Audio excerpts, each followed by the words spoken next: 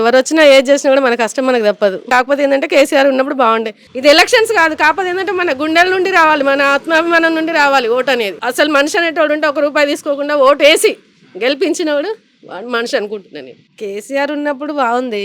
కాకపోతే ఇప్పుడు ఏంటంటే అన్ని డబుల్ బెడ్రూమ్ ఫ్లాట్ అని అదని ఇదని అంతా నాకైతే ఇంట్రెస్ట్ అనిపించట్లేదు. కాకపోతే ఏంటంటే ఇది ఇస్తా అది ఇస్తా అని ఏదో మప్ప పెట్టిండు. అది ఇచ్చిన వాళ్ళకి డబుల్ బెడ్రూమ్ ఫ్లాట్ అన్నాడు. కాదు ఇప్పుడు ఇతను అంటే పబ్లిసిటీ ఉంది కదా, తెలుసు అన్ని. కాకపోతే ఎందుకు అన్నాడు, తెలియదేముంది. ఇష్టం లేక కాదు, కాకపోతే ఎందుకు పబ్లిసిటీ చేసుడు ఇవన్నీ. అప్పుడైతే బాగానే ఉంది అది కూడా కేసీఆర్ ఉన్నప్పుడు. నాకైతే ఇష్టమే. నాకైతే తెలంగాణనే కేసీఆర్ ఉన్నప్పుడే బాగుంది అనుకుంటున్నా నేను. అనుకోవడం ఏంది, అదే కరెక్ట్ అంటున్నారు అందరూ పబ్లిక్. నాకనే కాదు అంటే నాకు అంతే ఏంది నా గురించి అని కాదు, పబ్లిక్ కోసం కూడా అది చేయాలి కదా. నేను వాళ్ళు ఒకటే కదా, నాకు అందినా అందకపోయినా కూడా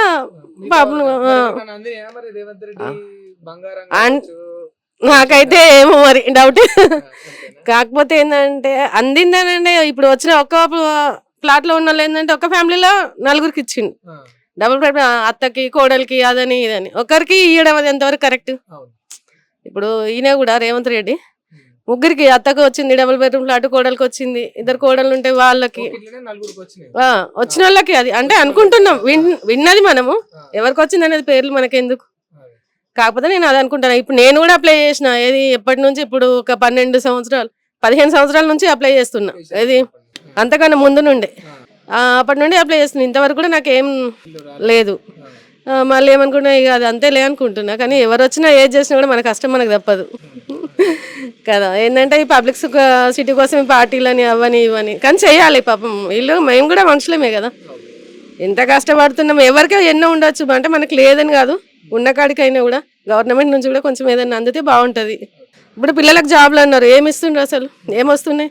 డిగ్రీలు చేసిన వాళ్ళు ఉన్నారు పాపం, ఎంతమంది నిరుద్యోగులు ఉన్నారు. ఈయన వచ్చినాక ఇస్తున్నాడు. ఎవరికి వచ్చింది, ఎంతమందికి వచ్చింది? రాలే కదా. ఇప్పుడు ఏమంటారు, చదువుకున్న వాళ్ళు BAలు చేసిండ్రు, ఏంది బీకామ్లు అయినాయి, కాకపోతే ఏంటంటే PG చేసిన వాళ్ళు కూడా ఉన్నారు. మరి వాళ్ళు ఎవరికి ఇచ్చిండు? ఎంతమంది అప్లై చేయట్లేరు? ఎన్ని వచ్చినాయి అంటుండే, ఎవరికి ఇచ్చిండు అసలు? ఏది పబ్లిసిటీ, ఏది ఎవరికి ఇచ్చిండ్రు, ఏంది, ఎంతమంది ఉన్నారు?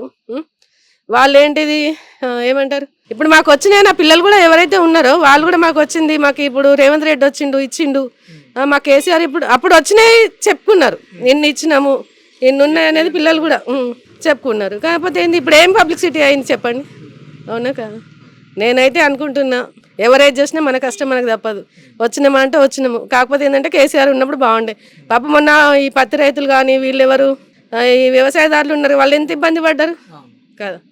కాకపోతే అప్పుడు ఉందా, కేసీఆర్ ఉన్నప్పుడు అయితే ఇట్లా లేదు కదా. ఎవరికి చేయాల్సింది వాళ్ళకి చేసిండు. కాకపోతే ఏంటంటే పబ్లిక్ రూమర్స్ అయితే వచ్చినాయి, ఇట్లా అని అట్లా అని జరిగింది అయితే చూసినాము. కాకపోతే అది ఎంతవరకు నిజం అనేది తెలియదు మనకి. అది నేనైతే అది కోరుకుంటున్నా. కాకపోతే ఏంటంటే తెలంగాణ ఉన్నప్పుడు బాగుండే నాకు తెలిసి, TRS ఉన్నప్పుడు. కాకపోతే మాకు అభిమానం అంతే. కేసీఆర్ అన్న KTR అన్న అయినా కూడా అభిమానం ఎక్కువ. ఓడిపోవడం అనేది కాదు. ఇప్పుడు చూడండి ఫర్ ఎగ్జాంపుల్ అంటే మీడియా అని కాదు, మళ్ళీ పెట్టిండ్రు ఖర్చు ఏమైంది. ఇప్పుడు నేను ఫర్ ఎగ్జాంపుల్ ఒకరు ఉన్నారు, వాళ్ళు ఏదో చేసిండ్రు మేము వస్తాం అనుకొని, ఇక్కడ చేసేది తీసుకునే వాళ్ళ దగ్గర తీసుకున్నారు, ఓట్లు వేసే వాళ్ళకి ఓట్లు వేస్తున్నారు. ఇది ఎలక్షన్స్ కాదు, కాకపోతే ఏంటంటే మన గుండెల నుండి రావాలి, మన ఆత్మాభిమానం నుండి రావాలి ఓటు అనేది. అసలు మనిషి అనేటోడు ఉంటే ₹1 తీసుకోకుండా ఓటు వేసి గెలిపించినవాడు మనిషి అనుకుంటున్నాను నేను. తీసుకోవద్దు అసలు. అంటే ఇప్పుడు నేను చెప్పుకోవడం ఎందుకు, అది నాకు తెలియాలి కదా. నేను ఎందుకు చెప్తాను, నేను వీళ్ళకి వేస్తా పలానా వాళ్ళకి అని చెప్పేసి. కానీ నేను అనుకుంటున్నా అసలు గెలిపించాలనుకుంటే ₹1 తీసుకోకుండా ఓటేసి గెలిపించిన వాళ్ళని అనుకుంటున్నా నేను. అట్లా మరి మీకు నచ్చుతుందో లేదో నాకైతే తెలియదు.